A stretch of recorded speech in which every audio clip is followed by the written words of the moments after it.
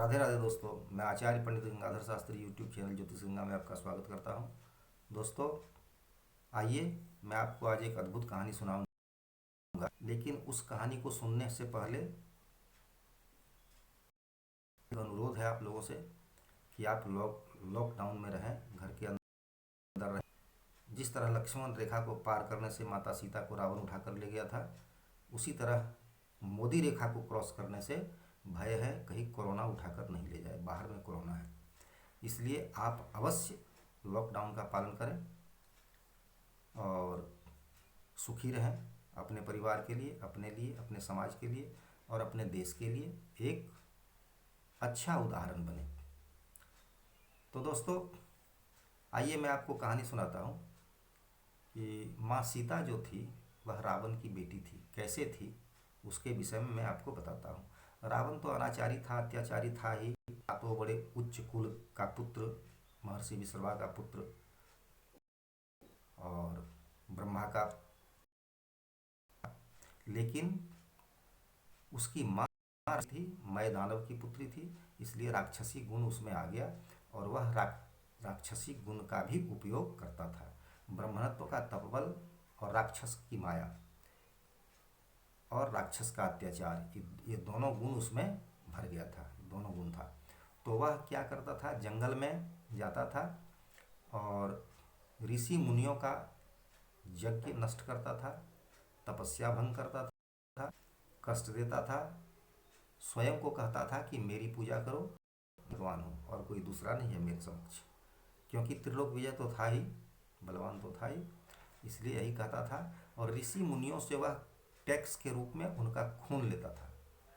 एक बार इसी तरह वह खून लेने के लिए गया वन में और ऋषि मुनियों का खून लेने लगा। तो रखेगा किस में, रखने का उसके पास बर्तन नहीं था कुछ। तो क्या किया उसने, ये विश्वामित्र के आश्रम में जाता है और सॉरी, विश्वामित्र नहीं, वाल्मीकि के आश्रम में, महर्षि वाल्मीकि के आश्रम में जाता है और जाकर वहाँ एक घड़ा रखा हुआ था। महर्षि वाल्मीकि घर में नहीं थे, स्नान करने के लिए गए थे, अपने आश्रम में नहीं थे। तो उसमें क्या करता है, क्या किए थे वो, पुत्र प्राप्ति के उद्देश्य से एक घड़े में जल डालकर, थोड़ा जल डालकर उसमें कुश डालकर अभिमंत्रित कर दिए थे पुत्र प्राप्ति के लिए।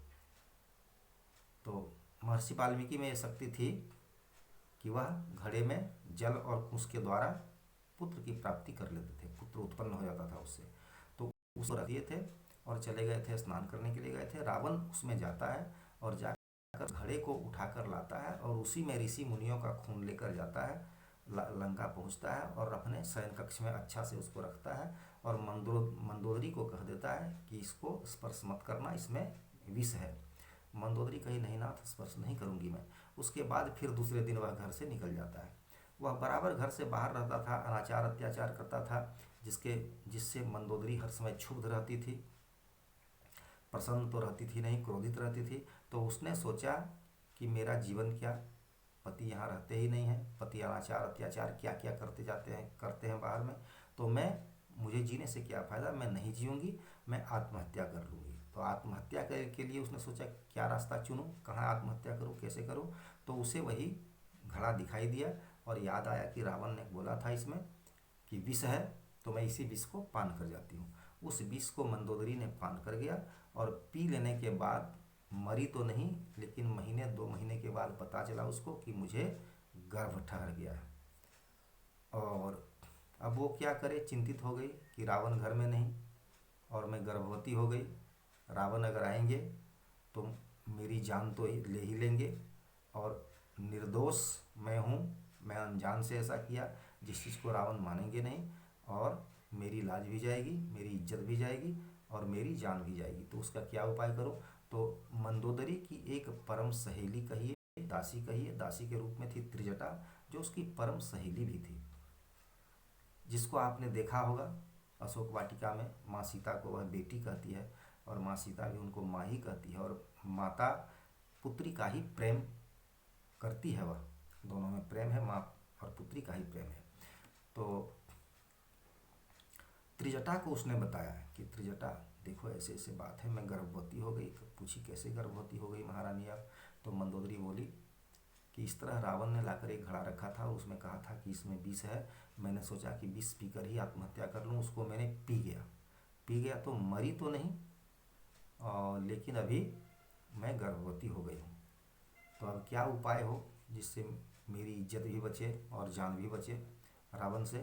तो त्रिजटा कही घबराने की कोई बात नहीं है। उसी घड़े में मंदोदरी का कच्चा गर्भ को निकाली, वह गर्भस्राव करवाई और उसको ले जाकर राजा जनक के क्षेत्र में उसने जमीन में गाड़ दिया और गाड़कर त्रिजटा चली आई। यह बात किसी को पता नहीं, सिर्फ त्रिजटा को और मंदोदरी को। रावण को भी मंदोदरी ने कुछ नहीं कहा और रावण ने उसकी आवश्यकता भी कुछ नहीं समझी। उसको तो रोज इधर उधर घूमना था, कहीं कुछ फिर उसने पूछा भी नहीं कुछ ही, घड़ा क्या हुआ नहीं हुआ कुछ कोई बात नहीं। उसके बाद जब राजा जनक के यहाँ अकाल पड़ा तो राजा जनक ने स्वयं चलाया, और उस हल को चलाने से, हल जहाँ से जोता में लोहे का लगा हुआ रहता है उसको सीता कहा जाता है, और उसी से वह घड़ा निकला। इसलिए जब घड़ा निकला तो राजा जनक जी इसको घर ले गए उठाकर, और वहाँ जब घड़ा को फोड़े तो उसमें एक कन्या थी, एक कन्या मिली। तो राजा जनक जी ने उनका नाम सीता रखा, कहा सीता से निकले हैं, हल से निकली हैं, इसलिए इसका नाम सीता रहेगा, सीता नाम रखा उन्होंने।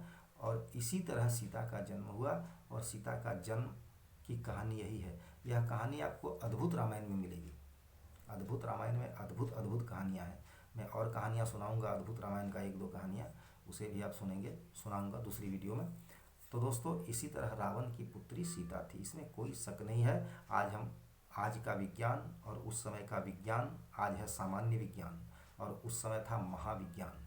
उस समय विज्ञान बहुत विस्तृत रूप से विज्ञान था।